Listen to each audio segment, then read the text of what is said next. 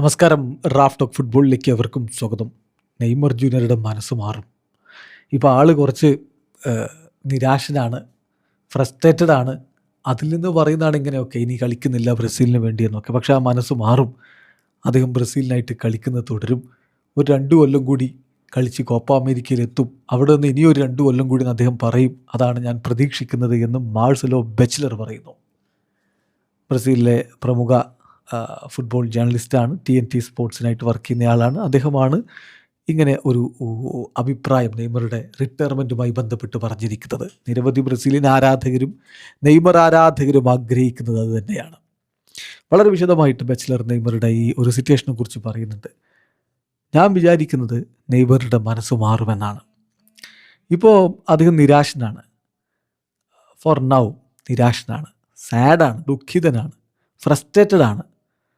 May be ഇനി കുറച്ച് സമയം കഴിയുമ്പോൾ ഈ ഡസ്റ്റൊക്കെ സെറ്റിലാവുമ്പോൾ, ഈ ഹാങ് ഓവറൊക്കെ കടന്നു പോകുമ്പോൾ അദ്ദേഹത്തിൻ്റെ മനസ്സ് മാറും എന്നാണ് ഞാൻ പ്രതീക്ഷിക്കുന്നത്. ആ മനസ്സ് മാറണമെങ്കിൽ സംഭവിക്കേണ്ടതെന്നറിയോ? നെയ്മർ നന്നായി കളിക്കണം, സന്തോഷവാനായിരിക്കണം.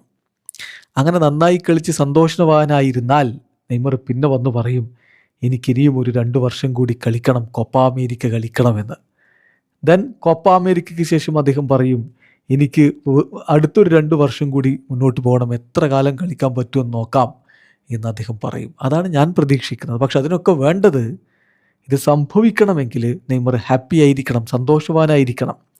അത് പക്ഷേ സാൻഡോസിൽ സാധ്യമാണെന്ന് എനിക്ക് തോന്നുന്നില്ല. കാരണം അത്രത്തോളം പ്രഷർ അവിടെയുണ്ട്, ഹെയ്റ്റേഴ്സ് ഉണ്ട്. അദ്ദേഹം യുണൈറ്റഡ് സ്റ്റേറ്റ്സിലേക്ക് പോവുകയാണെങ്കിൽ, ഒരു പക്ഷേ ഒരു എക്സാമ്പിളായിട്ട് ഞാൻ പറയുകയാണ്, അദ്ദേഹത്തിന് അവിടെ കളിച്ചാൽ കളി തുടരാൻ കൂടുതൽ ചാൻസ് ഉണ്ട്. കാരണം ഇവിടുത്തെ പോലെ പ്രഷർ അവിടെ ഇല്ല. ട്രെയിനിങ് സെൻറ്ററിലേക്ക് ഇരച്ചു കയറുന്ന ആരാധകരവിടെ ഇല്ല. കളി കഴിഞ്ഞിട്ട് സ്റ്റാൻഡിൽ നിന്ന് താരവുമായിട്ട് തർക്കിക്കുന്ന ആരാധകരവിടെ ഇല്ല. അപ്പോൾ അതുകൊണ്ട് അവിടെ കളിച്ചാൽ നെയ്മർ കുറച്ചുകൂടി ഹാപ്പി ആവുമെന്ന് ഞാൻ വിചാരിക്കുകയാണ്.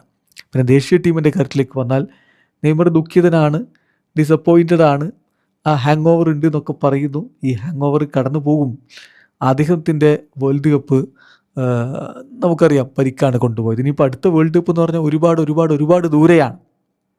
നമ്മൾ കണ്ടല്ലോ, വേൾഡ് കപ്പിൽ 39കാരനായിട്ടുള്ള മെസ്സി, 41കാരനായിട്ടുള്ള ക്രിസ്ത്യാനോ ഒക്കെ കളിക്കുന്നു. ഇവർ സ്വയം തങ്ങളുടെ കാര്യങ്ങൾ നന്നായി ശ്രദ്ധിച്ച് ശരീരവും മറ്റുമൊക്കെ നോക്കുന്നവരാണ്. അവർക്ക് ഇഞ്ചുറി ഹിസ്റ്ററി ഇല്ല. വേൾഡ് കപ്പിൽ ശരിയാണ്, ബുദ്ധിമുട്ടുകളൊക്കെ എല്ലാവർക്കും ഉണ്ടാവും. ഒരാൾക്ക്, ഇപ്പോൾ മെസ്സിക്ക്, അദ്ദേഹത്തിന് അനുകൂലമായിട്ട് അദ്ദേഹത്തിനനുസരിച്ച് ഉണ്ടാക്കിയൊരു ടൈലർ മെയ്ഡ് ടീമാണ്. ക്രിസ്ത്യാനോക്ക് അങ്ങനെയുള്ള ടീമല്ല കിട്ടിയത്.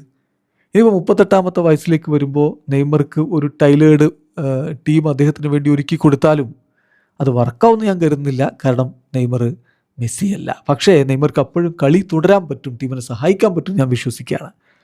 പക്ഷേ കോപ്പ അമേരിക്കയിലോ പാർട്ടിസിപ്പേഷൻ എന്ന് പറഞ്ഞാൽ കുറച്ച് ദൂരമേ ഇനി കോപ്പ അമേരിക്കയ്ക്ക്. 2 വർഷം ഈ സൈക്കിളിൻ്റെ ഒരു പകുതിയിലാണ് ഇതുണ്ടാകുന്നത്.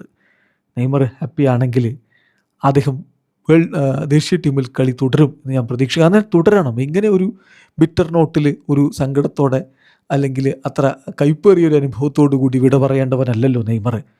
ഞാൻ വിചാരിക്കുന്നത് അദ്ദേഹത്തിന് ഇനിയും ബ്രസീൽ ടീമിൻ്റെ ഭാഗമാവാൻ കഴിയും എന്ന് മാർസലോ ബെച്ച്ലർ പറയുമ്പോൾ നിരവധിയായിട്ടുള്ള ആരാധകരും അത് തന്നെയായിരിക്കും പറയുക. ഇപ്പോൾ കുറച്ച് സങ്കടത്തിലും നിരാശയിലൊക്കെയാണ്. അതങ്ങ് മാറിക്കഴിയുമ്പോൾ, നെയ്മർ ഒന്ന് ഉഷാറാവുമ്പോൾ, നെയ്മർ മികച്ച കളി കളിക്കുമ്പോൾ നെയ്മർക്കും തോന്നും എനിക്കിനിയും കളിക്കാമല്ലോ എന്ന്. അങ്ങനെയാകുമ്പോൾ അവൻ ബ്രസീൽ ടീമിലേക്ക് മടങ്ങിയെത്തും എന്ന് തന്നെയാണ് ആരാധകർ കരുതുന്നത്. വീഡിയോ അവസാനിക്കുന്ന ഫുട്ബോൾ ലോകത്തെ കൂടുതൽ വിശേഷങ്ങളുമായി റഫ് ടോക്സിൽ എത്താം.